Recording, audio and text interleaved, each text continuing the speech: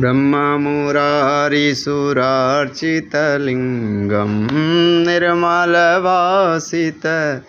शोभितलिङ्गं जन्मजदुःखविनाशनलिङ्गं तत्प्रणमामि सदा शिवलिङ्गं देवमुनिप्रवरार्चितलिङ्गं कामदहं करुणाकरलिङ्गं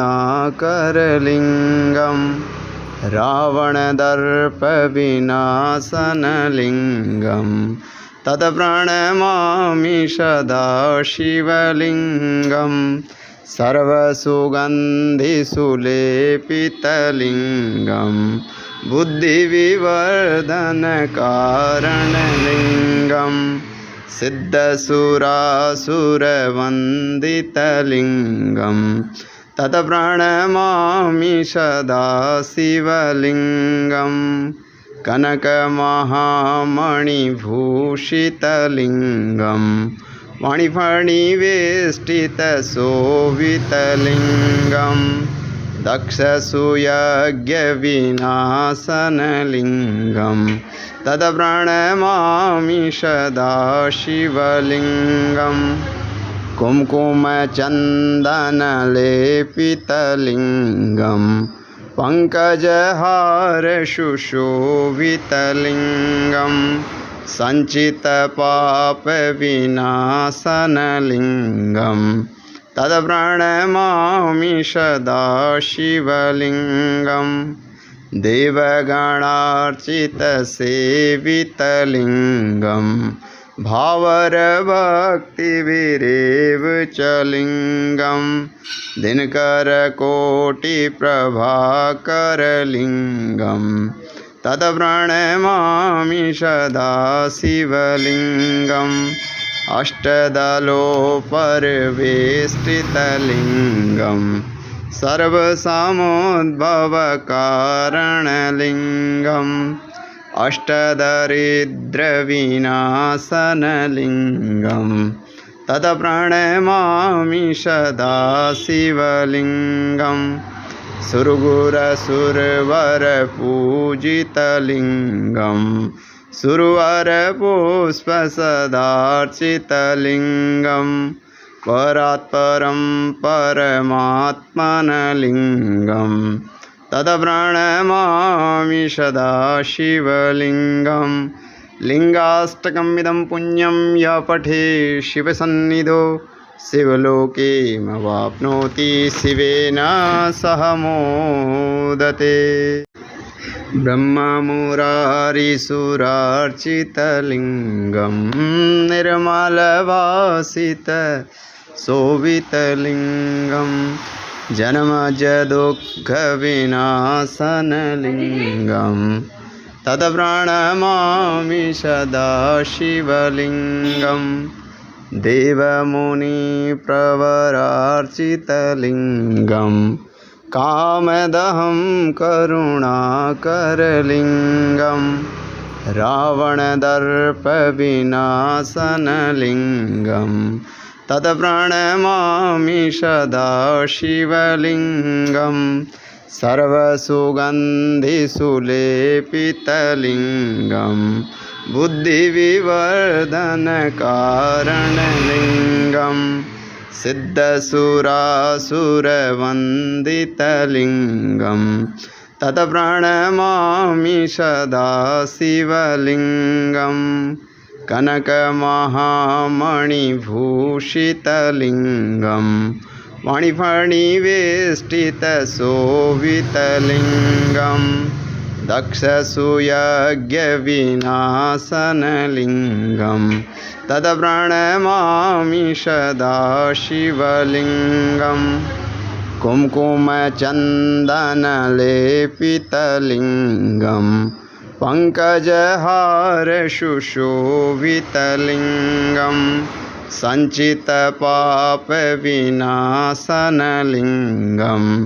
तत्प्रणमामि सदा शिवलिङ्गं देवगणार्चितसेवितलिङ्गं भावरभक्तिभिरेव च लिङ्गं दिनकरकोटिप्रभाकरलिङ्गं तत्प्रणमामि सदा शिवलिङ्गम् अष्टदलोपरिवेष्टितलिङ्गं सर्वसमुद्भवकारणलिङ्गम् अष्टदरिद्रविनाशनलिङ्गं तत्प्रणमामि सदा शिवलिङ्गं सुरगुरसुरवरपूजितलिङ्गं सुरवरपुष्पसदार्चितलिङ्गं परात्परं परमात्मनलिङ्गं तत्प्रणमामि सदा शिवलिङ्गं लिङ्गाष्टकमिदं पुण्यं यः पठे शिवसन्निधौ शिवलोकीमवाप्नोति शिवेन सह मोदते। ब्रह्ममुरारिसुरार्चितलिङ्गं निर्मलवासित शोभितलिङ्गं जन्मजदुःखविनाशनलिङ्गं तत्प्रणमामि सदा शिवलिङ्गं देवमुनिप्रवरार्चितलिङ्गं कामदहं करुणाकरलिङ्गं रावणदर्पविनाशनलिङ्गं तत्प्रणमामि सदा शिवलिङ्गं सर्वसुगन्धिसुलेपितलिङ्गं बुद्धिविवर्धनकारणलिङ्गं सिद्धसुरासुरवन्दितलिङ्गं तत्प्रणमामि सदा शिवलिङ्गं कनकमहामणिभूषितलिङ्गं मणिफणिवेष्टितशोभितलिङ्गं दक्षसूयज्ञविनाशनलिङ्गं तत्प्रणमामि सदा शिवलिङ्गं कुङ्कुमचन्दनलेपितलिङ्गं पङ्कजहारसुशोभितलिङ्गं सञ्चितपापविनाशनलिङ्गं तत्प्रणमामि सदा शिवलिङ्गं देवगणार्चितसेवितलिङ्गं भावरभक्तिभिरेव च लिङ्गं दिनकरकोटिप्रभाकरलिङ्गं तत्प्रणमामि सदा शिवलिङ्गम् अष्टदलोपरिवेष्टितलिङ्गं सर्वसमुद्भवकारणलिङ्गं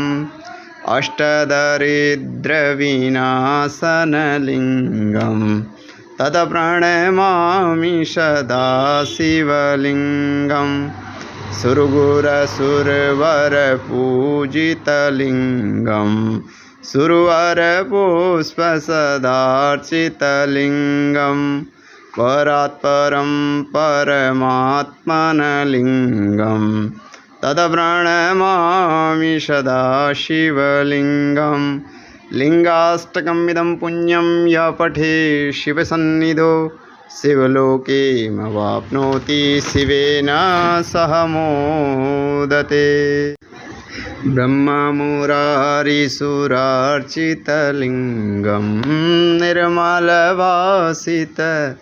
शोभितलिङ्गं जन्मजदुःखविनाशनलिङ्गं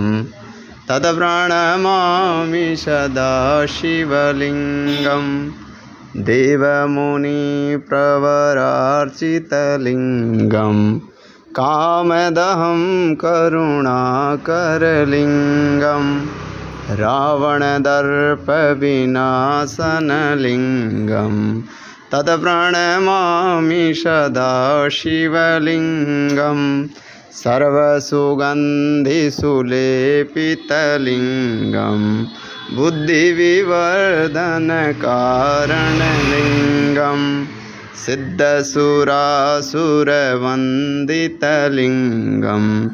तत्प्रणमामि सदा शिवलिङ्गं कनकमहामणिभूषितलिङ्गं मणिफणिवेष्टितशोभितलिङ्गं दक्षसूयज्ञविनाशनलिङ्गं तत्प्रणमामि सदा शिवलिङ्गं कुङ्कुमचन्दनलेपितलिङ्गं पङ्कजहारशुशोभितलिङ्गं सञ्चितपापविनाशनलिङ्गं तत्प्रणमामि सदा शिवलिङ्गं देवगणार्चितसेवितलिङ्गं भावरभक्तिविरेव च लिङ्गं दिनकरकोटिप्रभाकरलिङ्गं तत्प्रणमामि सदा शिवलिङ्गम् अष्टदलोपरिवेष्टितलिङ्गं सर्वसमुद्भवकारणलिङ्गम् अष्टदरिद्रविनाशनलिङ्गं तत्प्रणमामि सदा शिवलिङ्गं सुरगुरसुरवरपूजितलिङ्गं सुरवरपुष्पसदार्चितलिङ्गं परात्परं परमात्मनलिङ्गं तत्प्रणमामि सदा शिवलिङ्गं लिङ्गाष्टकमिदं पुण्यं यः पठे शिवसन्निधौ शिवलोकेमवाप्नोति शिवेन सह मोदते ब्रह्ममुरारिसुरार्चितलिङ्गं निर्मलवासितशोभितलिङ्गं जन्मजदुःखविनाशनलिङ्गं तत्प्रणमामि सदा शिवलिङ्गं देवमुनिप्रवरार्चितलिङ्गं कामदहं करुणाकरलिङ्गं रावणदर्पविनाशनलिङ्गं तत्प्रणमामि सदा शिवलिङ्गं सर्वसुगन्धिसुलेपितलिङ्गं बुद्धिविवर्धनकारणलिङ्गं सिद्धसुरासुरवन्दितलिङ्गं तत्प्रणमामि सदा शिवलिङ्गं कनकमहामणिभूषितलिङ्गं मणिफणिवेष्टितशोभितलिङ्गं दक्षसूयज्ञविनाशनलिङ्गं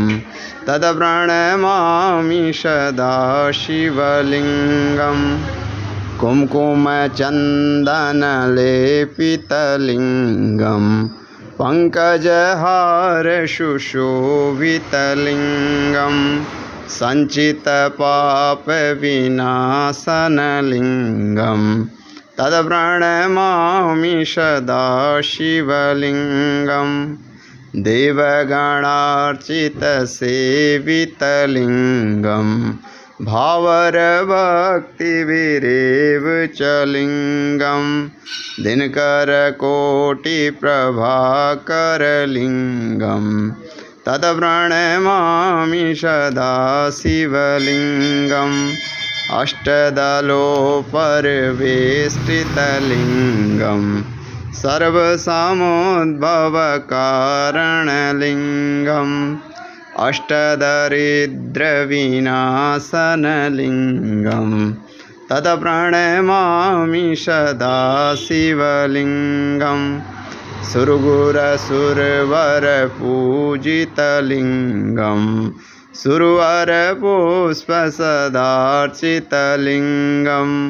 परात्परं परमात्मनलिङ्गं तदप्रणमामि सदा शिवलिङ्गं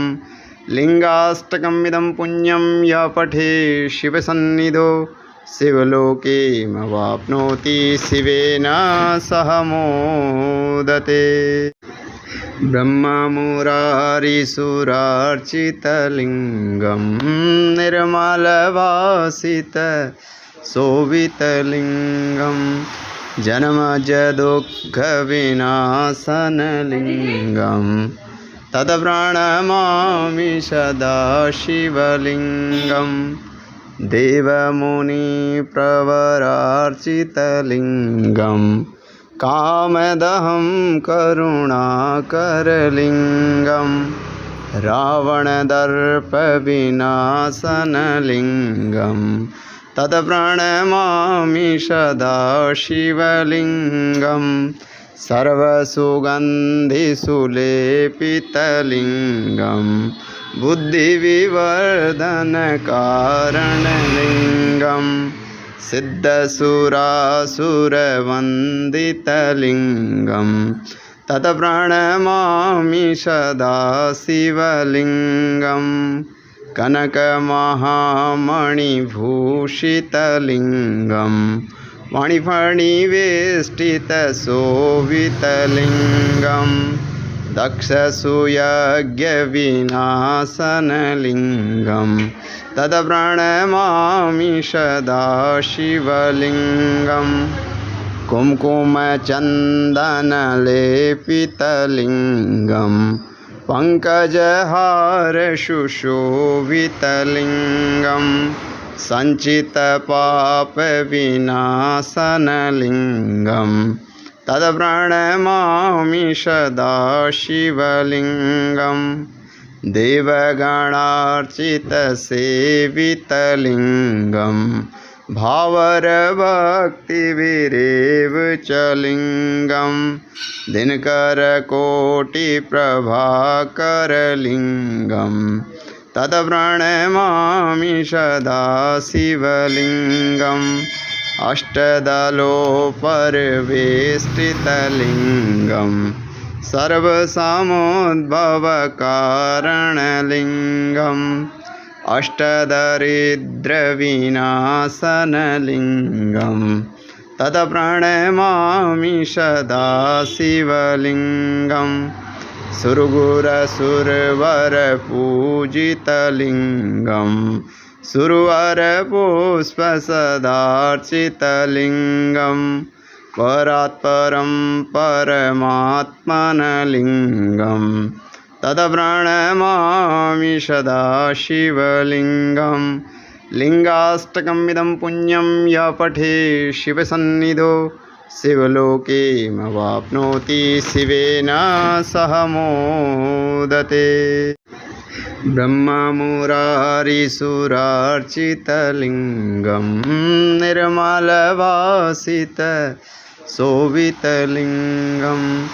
जन्मजदुःखविनाशनलिङ्गं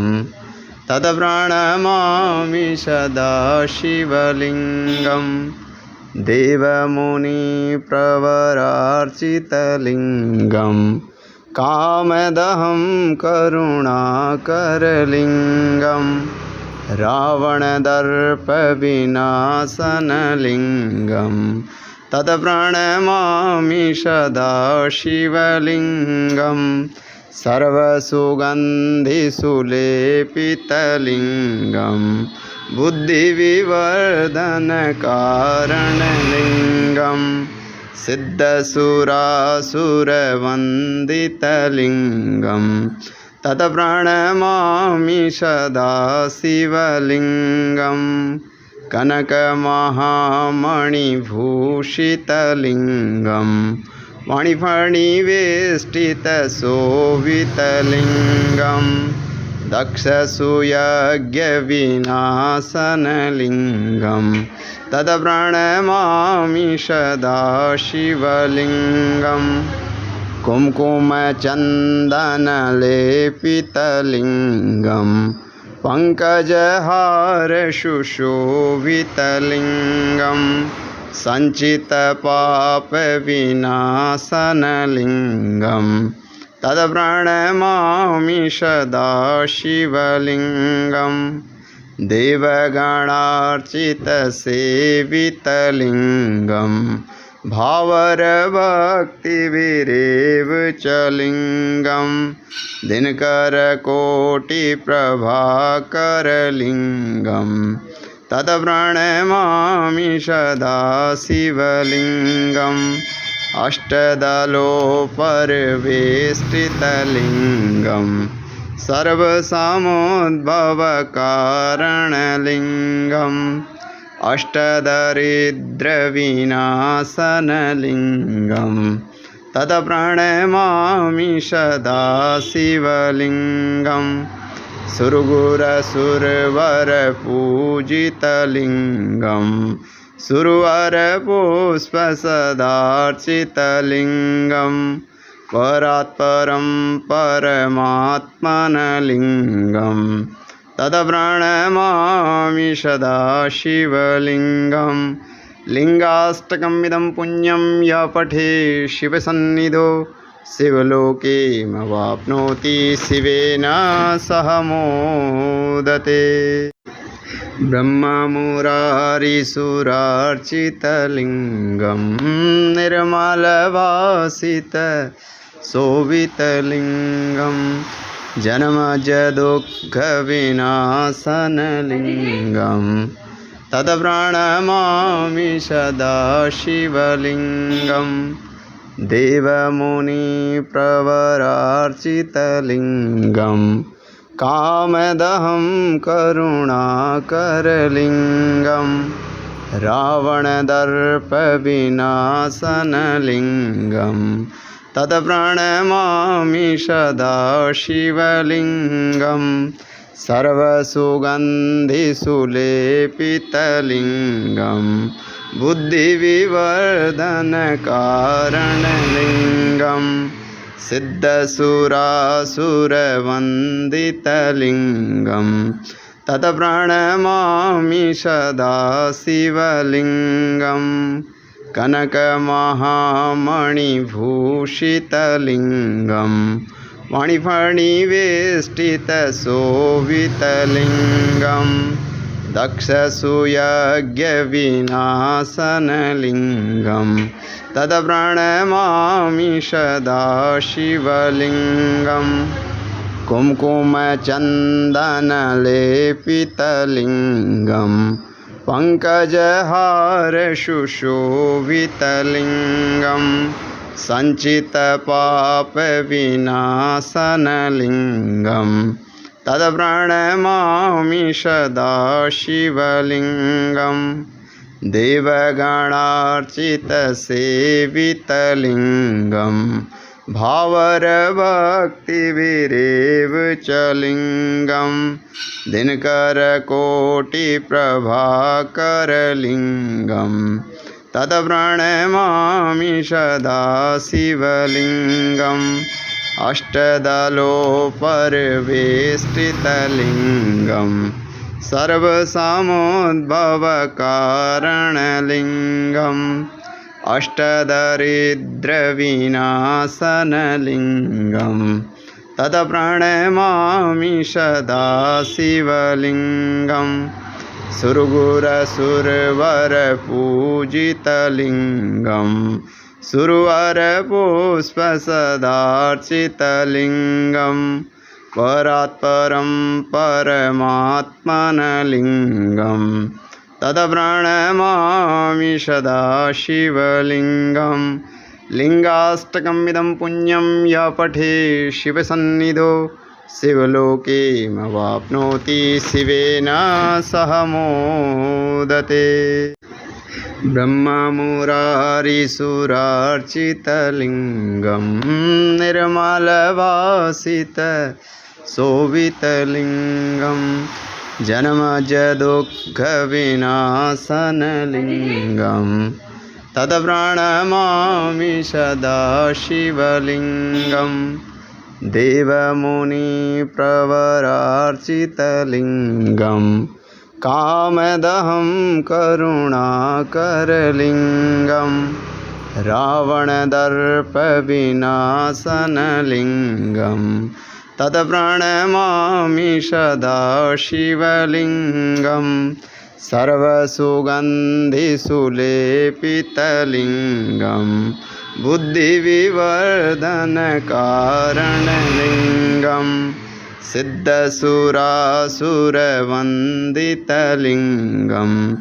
तत्प्रणमामि सदा शिवलिङ्गं कनकमहामणिभूषितलिङ्गं